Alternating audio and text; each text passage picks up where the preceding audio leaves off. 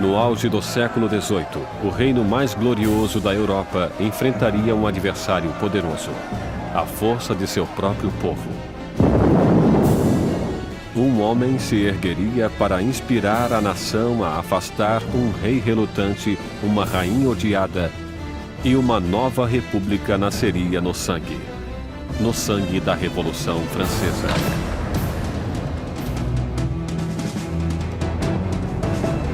A Revolução Francesa, distribuído por Logon, versão brasileira Sérgio Moreno.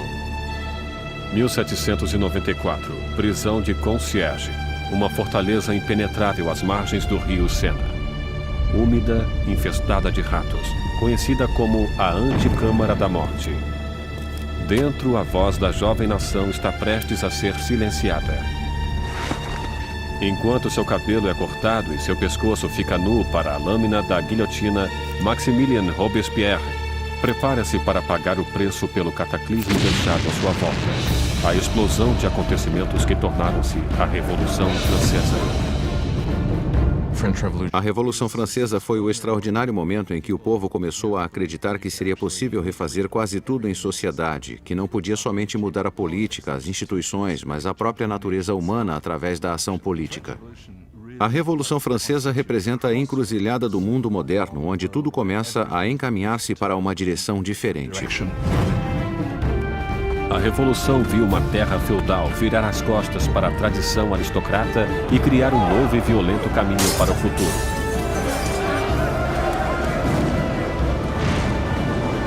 Faria estremecer os próprios fundamentos da Europa e seu impacto seria sentido além dos mares. É o acontecimento mais importante da história ocidental. Há desenvolvimentos que podem rivalizar-se com ela, como a Revolução Industrial ou o capitalismo. Não consigo pensar em nada mais importante. Foi a revolução que mais abalou o mundo, se considerarmos que acabou com a Igreja Católica, livrou-se do cristianismo, livrou-se da nobreza, do rei e de todas essas coisas. A Revolução Francesa levou o pão aos pobres, a democracia à França, e estabeleceu uma nova ordem na sociedade. Mas o progresso custaria seu preço. Era um momento de esperança e ambição extraordinárias e acabou transformando-se em tragédia. Alquebrado e derrotado, Robespierre, que há pouco tempo ocupara o cargo mais alto, encontrava-se em meio à revolução mais cruel e sangrenta da Europa. Fiel a seus ideais, era chamado de O Incorruptível. Tão poderoso que qualquer manifestação sua causava o medo em toda a cidade. Um mestre em oratória, as palavras de Robespierre eram suas armas. Agora silenciado por uma bala na mandíbula, aguarda o mesmo final brutal a que obrigara tantos outros. A revolução devoraria seus criadores.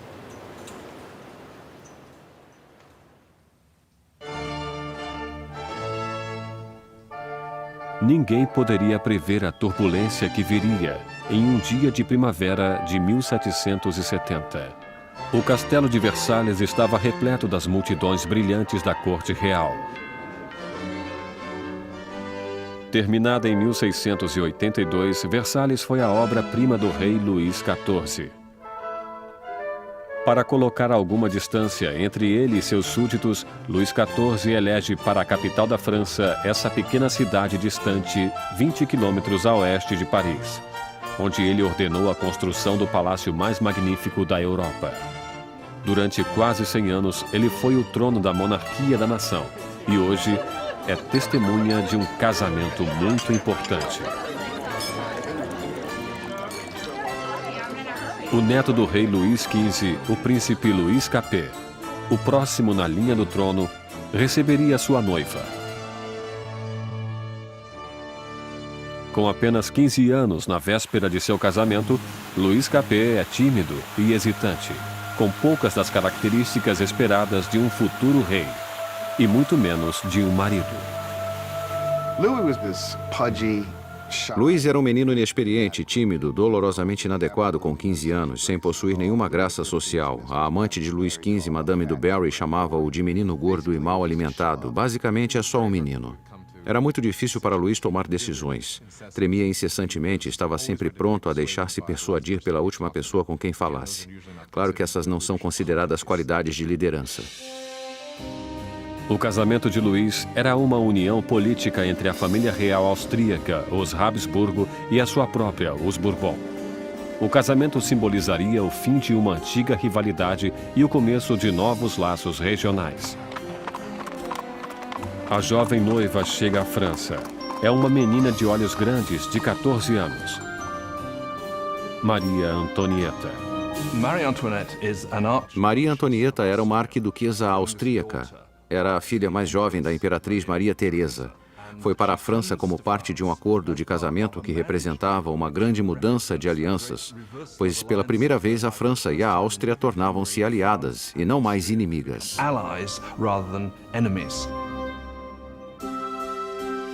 Maria foi para a França como um símbolo político, mas como adolescente tinha pouco interesse em assuntos políticos. Quando Maria Antonieta chegou a Versalhes, era muito jovem, não sabia muita coisa sobre o país em que viveria, não conhecia os costumes, não sabia nada sobre a corte, era uma moça de cabeça firme e muito alegre, mas ainda era uma menina. Quando Maria Antonieta chegou a Versalhes, era apenas uma adolescente loura, olhos azuis. Era bonita. Gostava de ser atraente para as pessoas e chegou com a intenção de conquistar o marido e sua nova família.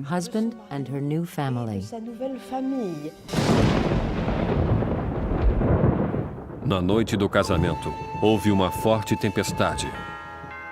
Mas a grandeza da cerimônia iluminou o palácio enquanto os recém-casados dirigiram-se para a alcova real. Em uma cerimônia que simbolicamente assegura a concepção de um herdeiro, os cortesãos do rei estavam presentes quando o estranho jovem casal foi revelado no leito nupcial pela primeira vez. A multidão estava encantada e as expectativas eram elevadas. Mas quando as cortinas se fecharam, ficou claro que um herdeiro não seria produzido tão facilmente. Luís não estava interessado somente em governar, não estava particularmente interessado em amar também e não prestou atenção na mulher nas primeiras noites e nem mesmo mais tarde em seu casamento. Muitos anos depois, o casamento foi finalmente consumado. A ausência de um herdeiro logo espalhou boatos por todo o país e continuou a perseguir o casal durante anos.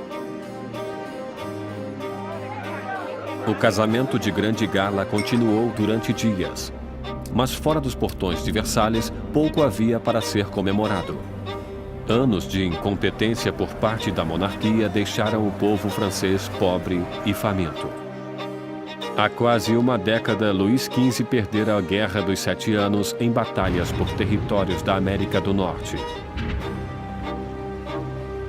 Esse conflito malfadado quase levou a França à falência financeira e em prestígio. Os cofres do país ficaram quase vazios, mesmo com a população crescendo cada vez mais. Com doenças como a praga, já distantes, pouca gente ainda morria, mas cada vez existiam mais famintos. Os habitantes da França cresceram de 20 para 26 milhões no século XVIII, depois de ter crescido só 1 milhão nos 2 séculos anteriores. Isso causava uma tremenda tensão na situação e havia muita ansiedade. 4 anos depois do casamento real, o avô do príncipe Luís perdeu sua batalha final pela varíola. Luís XV morreu como um rei derrotado e impopular, deixando atrás de si um país à beira do caos. Em uma cerimônia generosa, o jovem príncipe Luís herdou o trono e foi coroado como Luís XVI. Mas mesmo durante a coroação, Luís já estava consciente de não estar preparado para o cargo. Luís XVI, quando seu avô morre e fica claro que ele não era o rei, não sabia o que fazer. Sente como se o mundo caísse sobre ele, mesmo tendo sido educado sendo que seria um rei. Só que não se sente preparado para isso.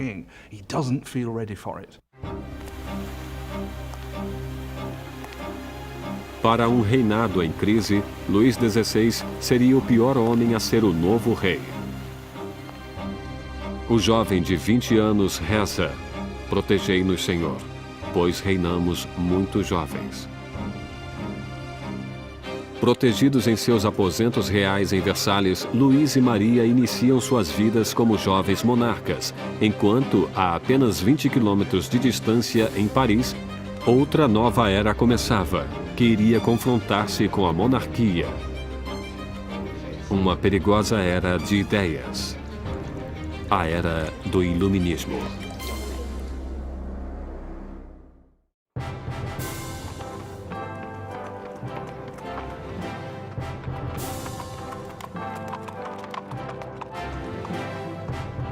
Quando a carruagem real aproximava-se do Colégio Louis Le Grand em Paris, as multidões aproximavam-se para admirar a grandeza. Era o dia de receber o novo rei coroado, Luís XVI, e sua encantadora esposa austríaca na cidade de Paris. E na liderança da festa de boas-vindas estava um jovem e promissor estudante de direito, Maximilien Robespierre. Quando Robespierre era um estudante, o rei visitou o colégio e Robespierre dirigiu-se ao rei em latim. Portanto, ele falou com Luís XVI quando adolescente.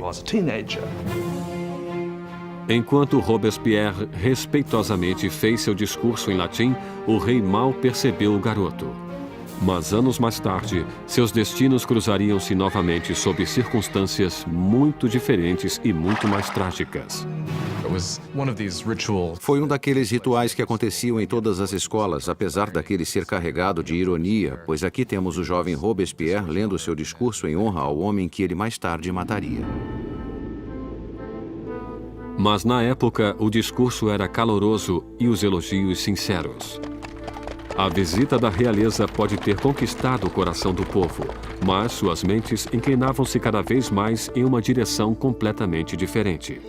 Desde a Idade Média, a sociedade europeia estivera dividida em 3 classes distintas, ditadas pelo nascimento. Havia uma grande divisão entre a riqueza da nobreza e a do clero e a pobreza dos camponeses. Então, no início do século XVIII, a razão e a ciência começaram a desafiar as antigas tradições. Varrida por uma corrente de inovação e por nova literatura, Paris torna-se o centro filosófico do mundo. A cidade pulsa com o florescimento do conhecimento, um brilho cheio de possibilidades. É a era do iluminismo. O iluminismo é um movimento que diz para não confiar em autoridades ou em qualquer coisa que alguém lhe tenha dito. Pense por si mesmo, teste você mesmo. No antigo regime da Europa, diziam o que deveria ser pensado. Recebiam informações do alto, dos padres, dos governadores. Portanto, a ideia de poder mapear o conhecimento humano e ter acesso a ele era revolucionária. Nos salões de elite de Paris, os aristocratas reuniam-se para discutir autores do iluminismo e a era burguesa da razão. Voltaire, Rousseau, vozes frescas que pregavam a liberdade, o controle do próprio destino e, acima de tudo, a igualdade. A paixão por essa nova literatura encontra-se principalmente na classe superior, mas como o iluminismo atingia todos os níveis da sociedade, o grito de igualdade começou a ameaçar o modo aristocrático de vida. O que torna essa ideia perigosa é que mais cedo ou mais tarde haveria a pergunta: por que os aristocratas são privilegiados? O mundo poderia mudar para tornar-se um lugar melhor? O progresso é possível? Isso minaria a ideia de que a monarquia é natural, a aristocracia é natural e que a hierarquia é natural. Para ver o iluminismo em ação, era apenas necessário olhar para o outro lado do Atlântico, onde os americanos lutavam por liberdade da antiga inimiga da França, a Grã-Bretanha. O jovem rei Luís quis vingar-se das derrotas de seu avô e viu a oportunidade na Guerra Americana pela Independência. Luís dedica à causa um total de 2 milhões de liras, o suficiente para alimentar e abrigar 7 milhões de franceses durante um ano. O investimento marcaria o início do colapso financeiro da França. A América levou a França à falência devido à dívida em que a monarquia francesa incorreu para lutar na guerra para a independência americana.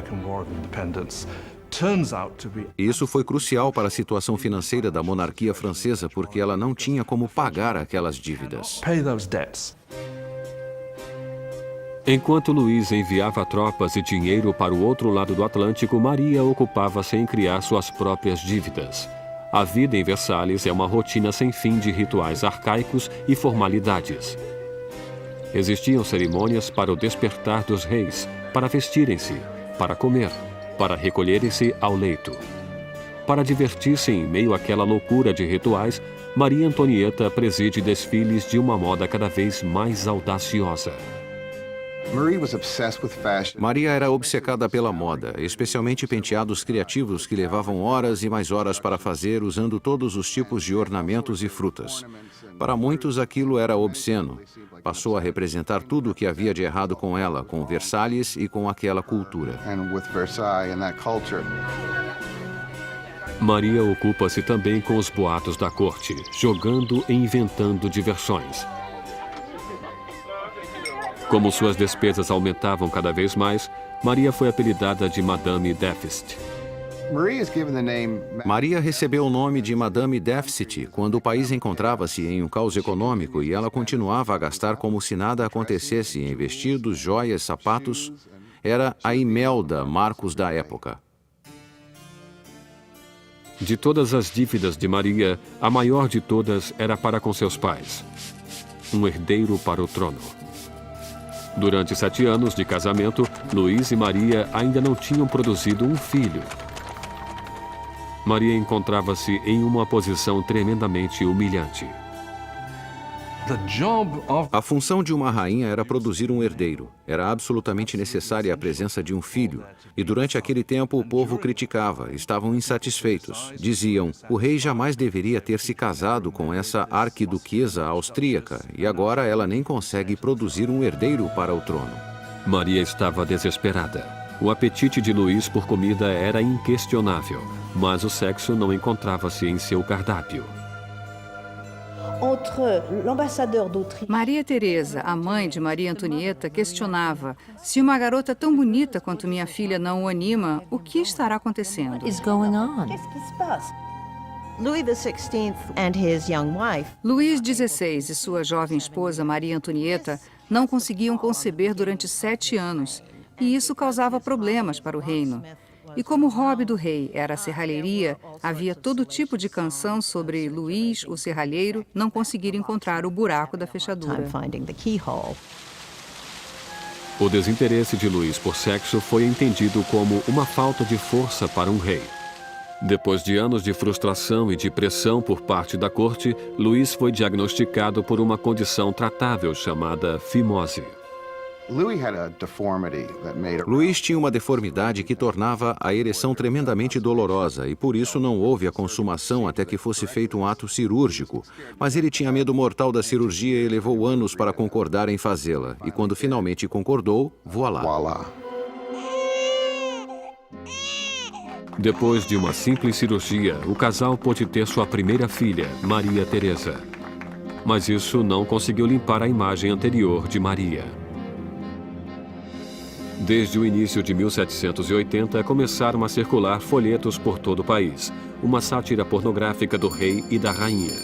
Panfletos obscenos debochavam da impotência de Luís e mostraram Maria como uma meretriz promíscua em uma corte debochada e decadente. A visão do povo sobre a monarquia tornava-se amarga ao mesmo tempo em que a situação dos campos piorava. Depois de uma sucessão de más colheitas, a confusão causara o aumento do custo da farinha, levando a uma carência do que era o coração da dieta da França: o pão. Mas as reclamações paravam nos portões de Versalhes. Como a realeza continuava a viver em extravagância, as queixas eram limitadas ao papel. Uma acusação foi dirigida diretamente para a corte real. Vocês sabem por que existem tantos necessitados? É porque sua existência de luxo devora em um dia o que alimentaria 1000 homens.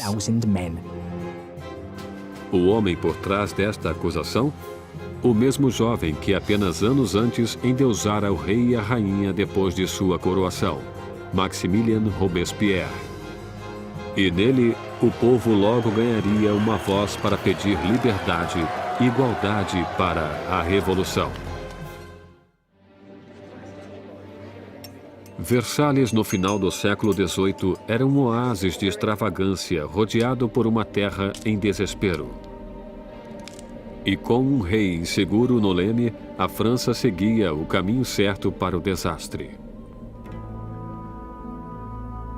Depois de 19 anos de casamento, Luís tinha 4 filhos. Só que, como rei, continuava impotente. Em uma tentativa de demonstrar liderança, Luís ousa fazer reformas financeiras. Mas sua falta de conhecimento sobrecarrega os pobres com impostos pesados, enquanto a nobreza não paga por nada.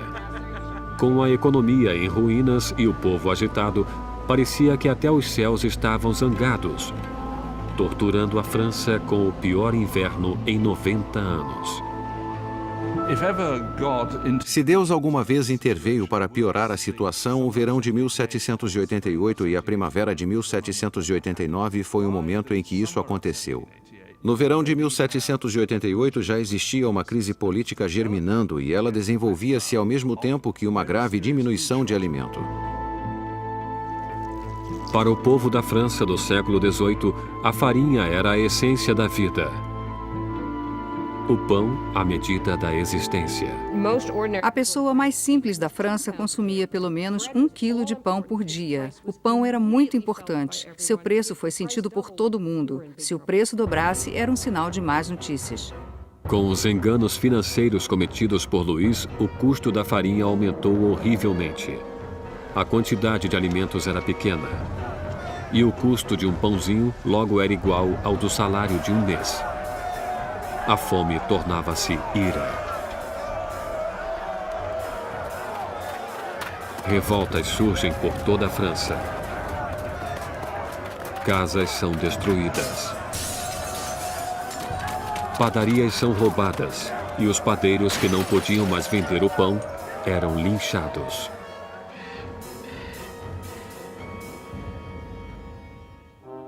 Com a economia em frangalhos, os bancos obrigam Luís a contratar um ministro das finanças, Jacques Necker, um pensador do iluminismo. Necker é popular de uma maneira que Luís só poderia invejar.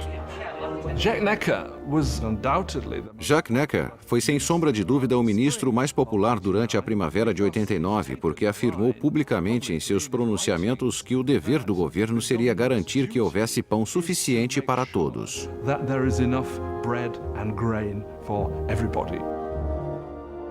Como a nação em uma crise fiscal, Necker insiste que Luís faça uma reunião do corpo representativo tradicional do reino, os Estados Gerais. Era a primeira vez em que os representantes eram convocados em 175 anos. A França estava organizada politicamente em algo chamado de 3 estados. O primeiro estado era o clero, o segundo era a nobreza e o terceiro todos os outros. E segundo os censos contemporâneos, os 2 primeiros estados ocupavam 3% da população e o terceiro estado 97%.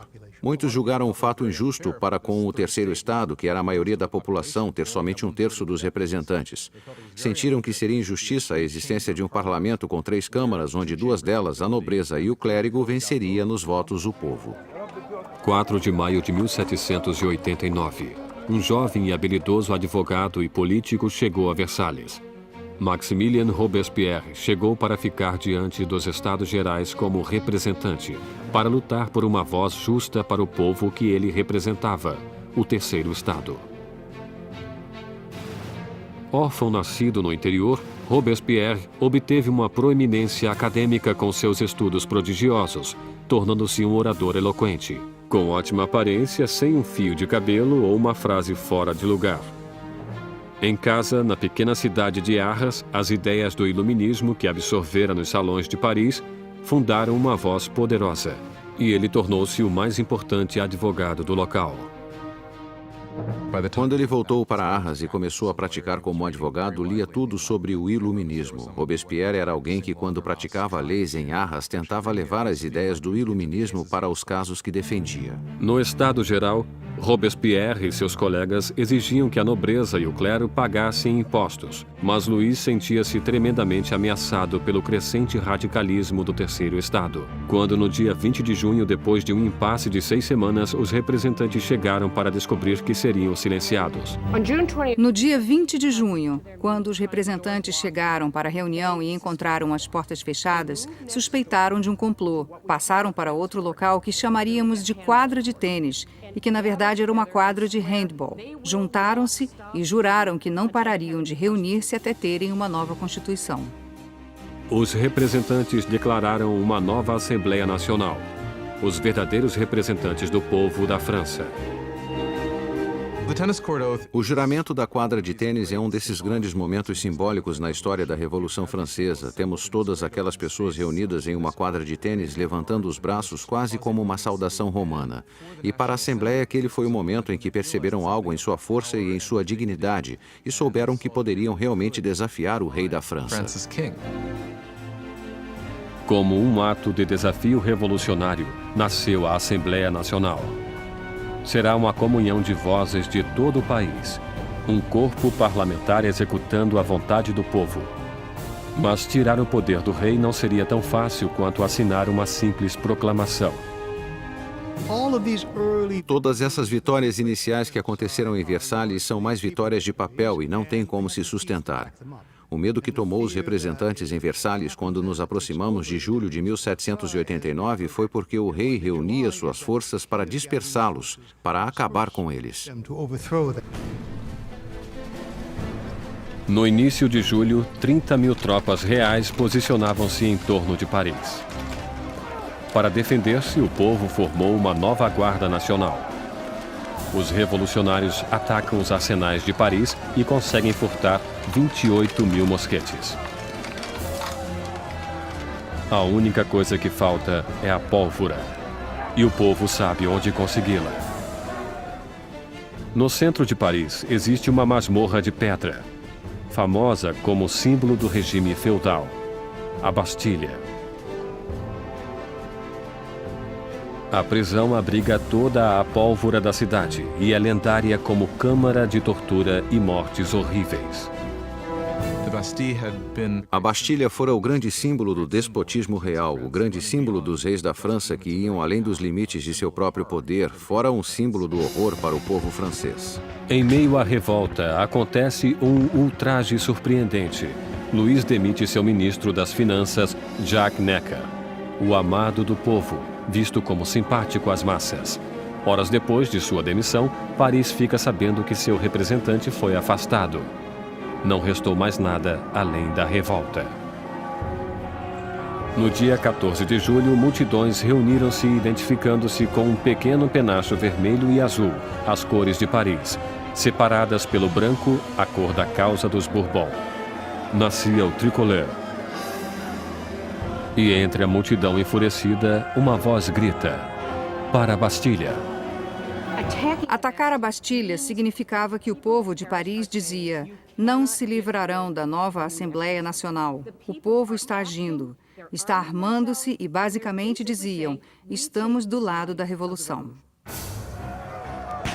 Vendo o exército que aproximava-se, o governador da Bastilha, Bernard de Launay, tentou trancar a prisão. Armou uma defesa inútil, mas os saqueadores invadiram a fortaleza e atiraram-se sobre os guardas com facas e lanças. Finalmente, de Launay rende-se, mas a multidão furiosa arrasta-o pelas ruas. Os saqueadores exaltados chutam e esfaqueiam-no até que ele grita: matem-me de uma vez. E a multidão obedece. Ele é assassinado e nasce uma tradição revolucionária. Sua cabeça decepada desfila enfiada em uma lança.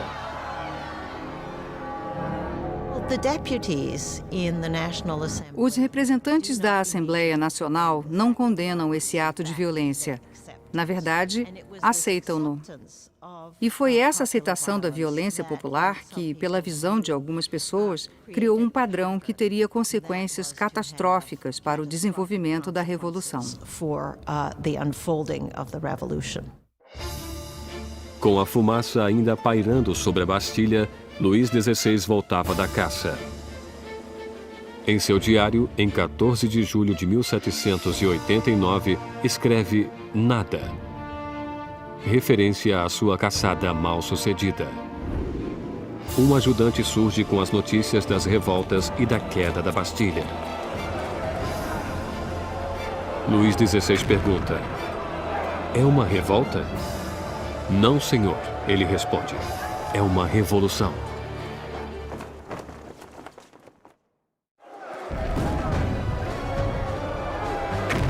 A queda da Bastilha soltou as rédeas da revolução.